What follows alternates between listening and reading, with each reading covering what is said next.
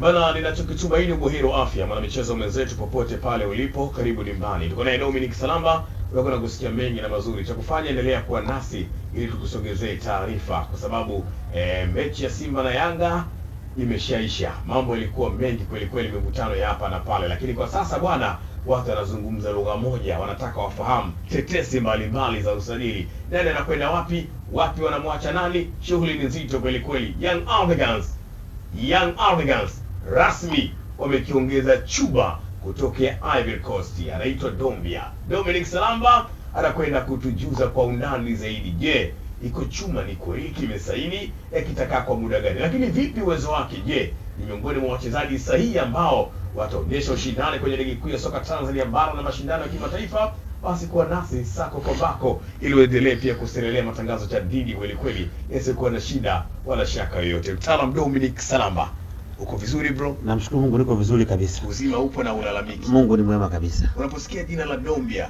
Ivory Coast, huyu kiungo namba 8, kwako unapata picha ya mchezaji gani? Kabla tujataka kujua yeye na Young Africans wako vipi na vipi, tujuze ni aina gani ya mchezaji. Nafikiri kwa wale watu ambao wamewahi kuangalia mpira miaka ya nyuma, yani wa umri wangu mimi na wa juu kidogo na chini zaidi, kuna mtu mmoja pale kwa Yanga alikuwa anaitwa Salvatore Edward. Salvatore Edward ni miongoni mwa viungo, nasema walikuwa ni viungo ambao wamechanganya ubunifu kidogo, maarifa, lakini matumizi makubwa ya nguvu na kasi. Na alikuwa na uwezo mkubwa sana wa kuweza kupiga pasi, lakini uwezo mkubwa wa kuweza kufunga mashuti ya mbali. Wale ambao watakumbuka kwenye ile mechi ya Yanga ya finali la kombe la Afrika Mashariki na Kati, ambacho alikifanya pia. Kwa hiyo binafsi nafikiri kwamba kwa wale ambao wameka ile ndio wanaweza kuelewa, lakini huyu jamaa ni miongoni mwa viungo bora wa kisasa ambaye anacheza katika eneo kubwa, uwezo wa kuweza kumiliki mpira, uwezo wa kupiga pasi ndefu, lakini pia uwezo wa kufunga magoli. Ukiangalia nafasi anayocheza, lakini katika misimu yake karibuni amekuwa na wastani wa kuweza kufunga zaidi ya magoli 10 kwenye kila msimu. Kwa hiyo unaweza kuona ambapo amekuwa ni bora na kiungo ambaye atakwenda kuwasaidia Yanga kwa sababu ya uwezo alionao pia na mahitaji ya Yanga katika timu yao. Bwana, bila kupoteza muda na kuepesa macho, inasemekana Young Africans wameshamsainisha huyu mchezaji na yuko Tanzania, na pia alihudhuria hata kwenye mchezo wa dabi ya Kariakoo. Alikuwepo jukwani akitazama timu yake mpya. Tunataka pia kupitia vyanzo vyako, kwa sababu watu wanaamini kweli kweli kupitia Dominic Salamba. Taarifa hizi pia zina ukweli kiasi gani? Watu wanataka kuelewa Domi. Huyu tayari ni mali ya wananchi. Kwa sababu alikuwa anacheza soka la kulipwa barani Ulaya. Ndio. Na baada ya kusha mkataba wake alipata muda kidogo kupumzika, akuwa na timu.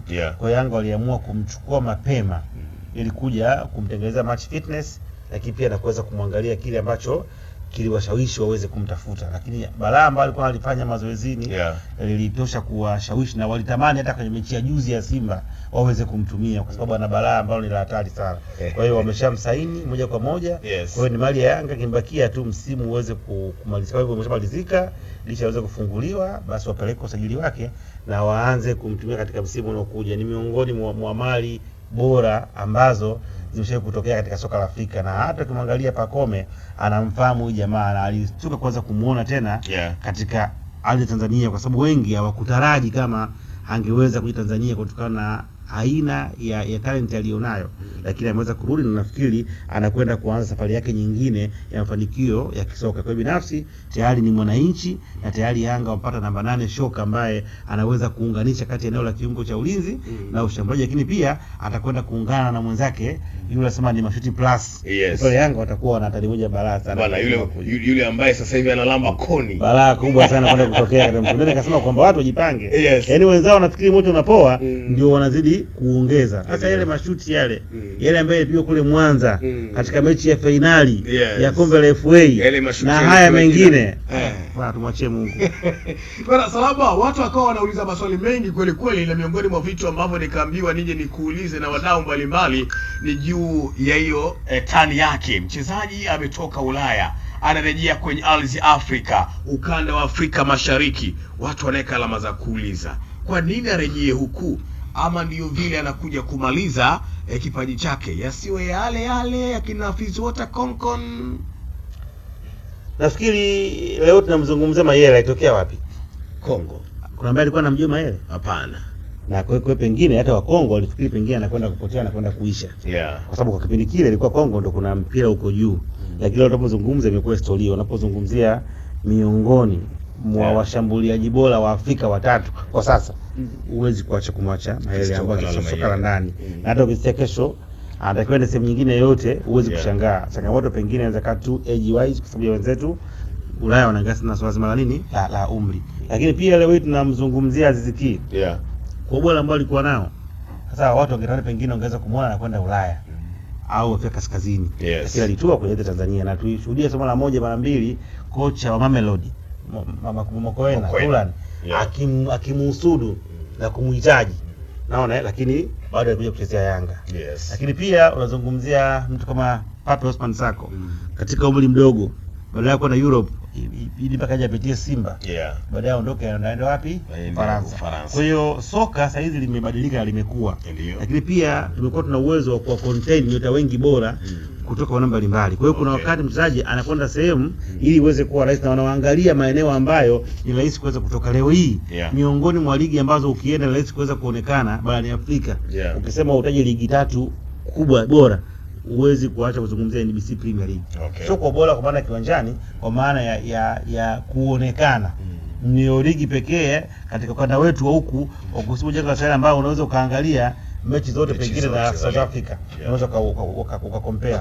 Unaangalia mechi zote za msimu. Kwa hiyo kuja huko pia nguvu ambao wanayo Simba na Yanga sasa hizi kwenye michuano ya kimataifa kwamba kosa lazima waingie tu makundi robo finali. Ni sema ambayo mtu anakwenda kuwa exposed na timu nyingine kubwa ambazo zinakwenda kuweza kuwaona. Kwa sababu kama ingekuwa Yanga hawakushiriki kile klabu bingwa barani Afrika au shirikisho, pengine Mamelodi, pengine Wydad wasingeweza kumuona Azizi na watu wengine. Kwa nafikiri hizi ndio njia ambazo pia eneo ambalo linalipa vizuri kwa sasa. Huwezi kuacha kuzungumzia ligi Tanzania. Yalipa vizuri lakini pia hata mazingira yake ni conducive kuweza kuishi.